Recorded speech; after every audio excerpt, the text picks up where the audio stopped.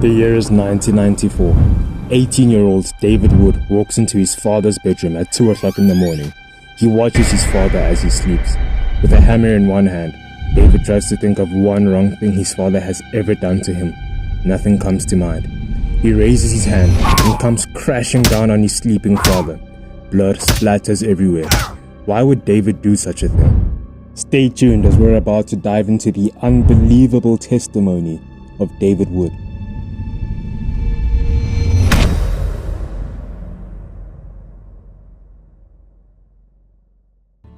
David's story starts when he was just 5 years old. He had a dog named Goliath, and they oftentimes went playing in the woods together.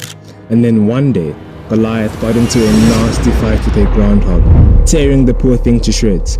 David saw that the hog was still alive and decided to put it out of its misery by hanging it on the deck of his house. Yeah, not typical 5-year-old behavior. Not too long after this, David's mom got a phone call saying that Goliath had just been hit by a bus and died. She had tears in her eyes, but when she told this to David, David simply looked up at her and said, "So what? It's just a dog." So this is where we can start piecing together David's worldview. David believed life was ultimately meaningless, a fleeting moment on this tiny speck of dust we call Earth in a vast, cold universe. To him, animal life and even human life was just cells bumping into each other without any deeper meaning. In fact, David felt as though he was trapped in a cage. He hated the idea of living a normal life. You know, grow up, go to school, get a job, maybe pick up a family along the way, then die from some illness or old age.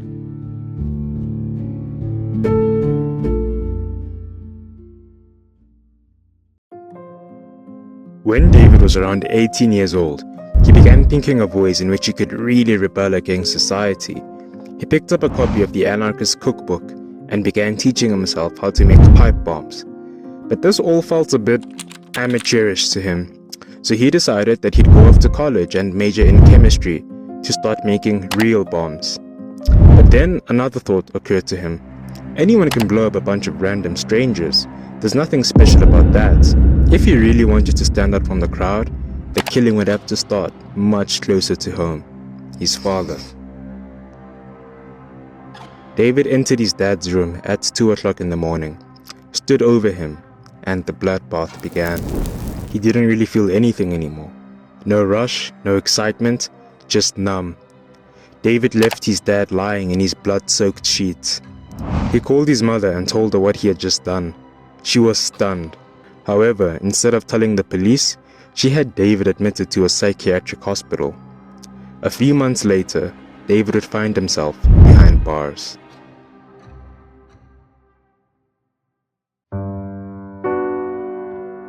While in prison, David had a lot of time to think about what was most important to him, and he concluded that the most important thing to him was not being controlled by others. He then began to think of all the people that had once controlled him throughout his life. He came up with a list of people going all the way back to kindergarten that he would hopefully get the chance to brutally murder. But doubts started creeping into David's mind. If life is ultimately meaningless, then what's the point of killing all these people and getting his revenge? Could all this plotting simply be a waste of time? When he realized that having total freedom was just as meaningless as having no freedom at all, David began to freak out. What's the point of getting revenge? What's the point of putting in the effort? What's the point of anything at all? In the words of the famous Algerian existentialist philosopher Albert Camus, in the end, there is only one serious philosophical question: why shouldn't we commit suicide? Miraculously, David's dad survived the violent attack, although he was still in critical condition. While in prison, David met a Christian named Randy. David himself, being an atheist, found Randy to be quite strange. There'd be a fight in jail, but Randy wouldn't watch. In fact, Randy would actively pray against it. One night, Randy was lying on his bed, reading the Bible. David walked up to him and said, "You know why you're reading the Bible? It's because you grew up in America. If you'd grown up in China, you'd be a Buddhist. If you'd grown up in Saudi Arabia, you'd be a Muslim. If you'd grown up in India, you'd be a Hindu. Because people like you just believe whatever they're told. Randy sat up and began challenging David on his own worldview, asking him questions like, "So David, if atheism is true, how can consciousness and subjective experiences arise from unconscious matter? Or if Jesus didn't rise from the dead, how do you explain the birth of Christianity? Or how can you ground immaterial truths like the laws of logic on an atheistic framework?" David was stunned. Here's another thing you need to know about David. He was quite condescending. He believed that people who believed in things like religion or some kind of social contract theory were mentally inferior to him. He felt enlightened and, in his own words, regarded himself as the best human being to have ever existed. He wasn't weighed down by petty emotions like everyone else, and he wasn't a slave to some societal dogma. To himself, he was the special one.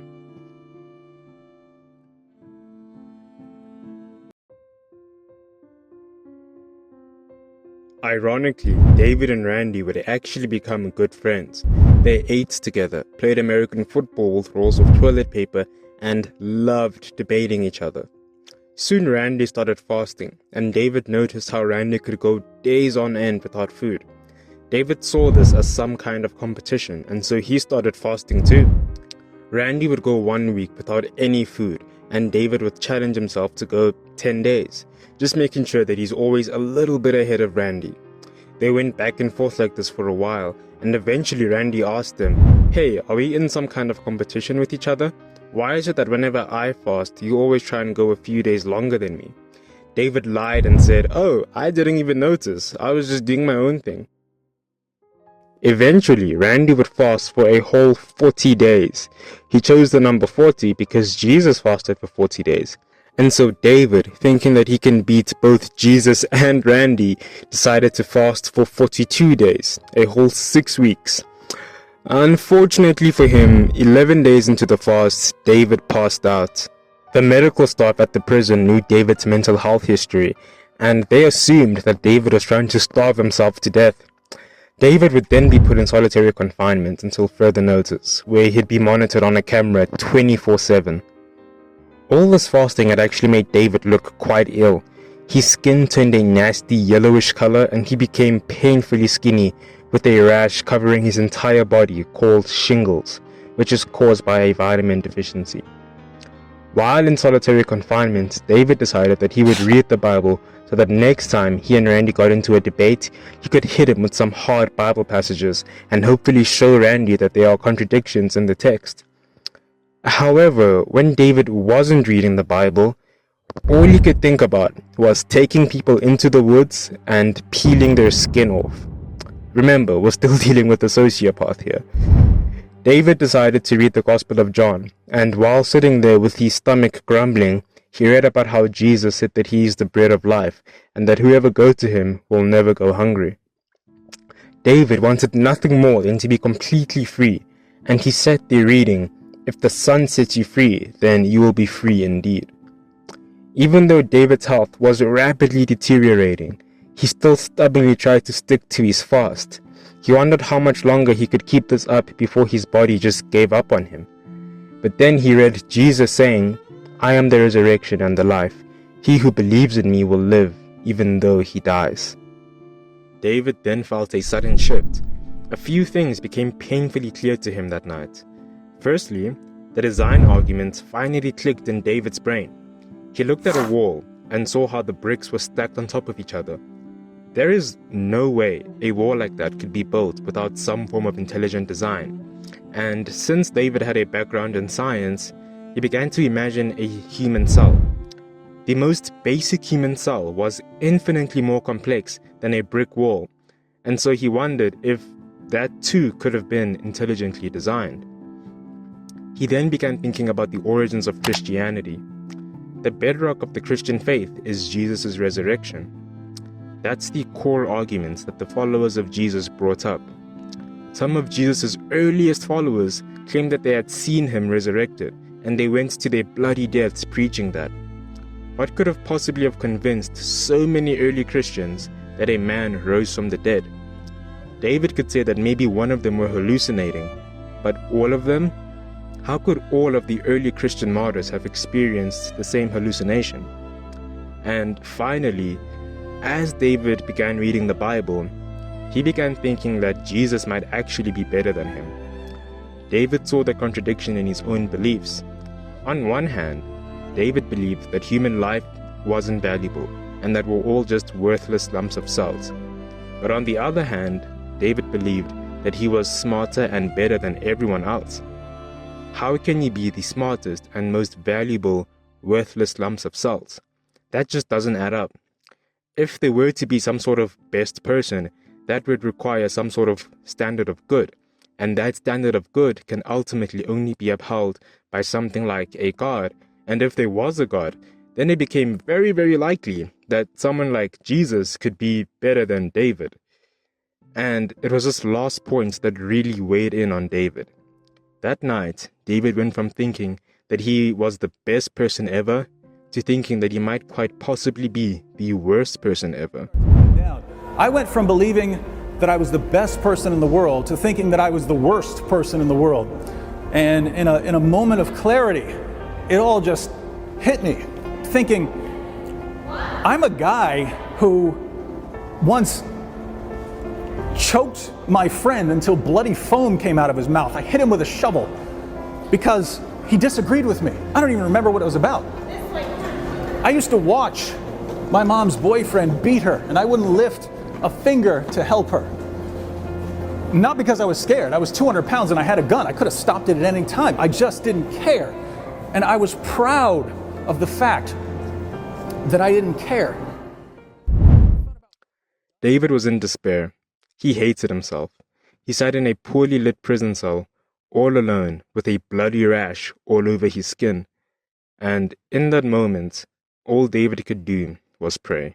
So, I think David's story is absolutely beautiful. I think his love for Christ and his testimony is just so inspiring. And obviously, I know that David is quite a controversial character. So, I'm not saying I support everything that he's about, right?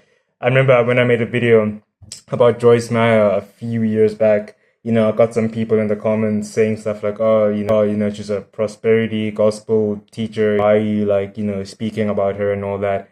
And, Joyce Meyer's testimony is also quite beautiful. Doesn't mean that I necessarily endorse everything that she's about. And, same thing here. I know that it's been forever since I've last made a video. I've been exploring the cave that Osama bin Laden was found hiding in.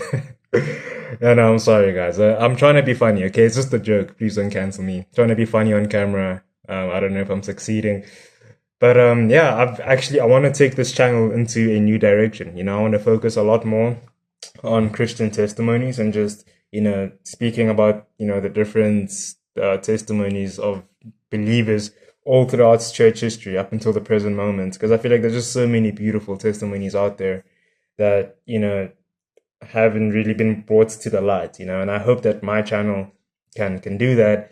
And so I've been trying to learn everything that I could about video editing and drawing as well.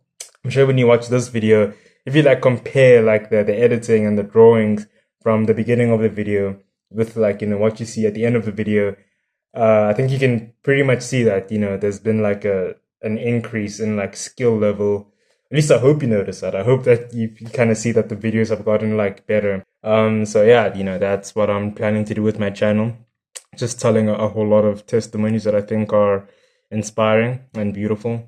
And, I'm studying 3D animation. And so I really want to incorporate all the skills that I've learned into the videos going forward. I didn't really do any 3D animation in this current video, but in, the next videos, hopefully you're going to see a lot more 3D animation, and I hope that the editing gets better and all that. Thank you for watching. If you've made it this far into the video, I really appreciate you. Thank you so much for watching. And my next video won't take a year to come out. Hopefully it comes out a lot sooner than that. I don't know what else to say. I'll see you in the next one, guys. Bye.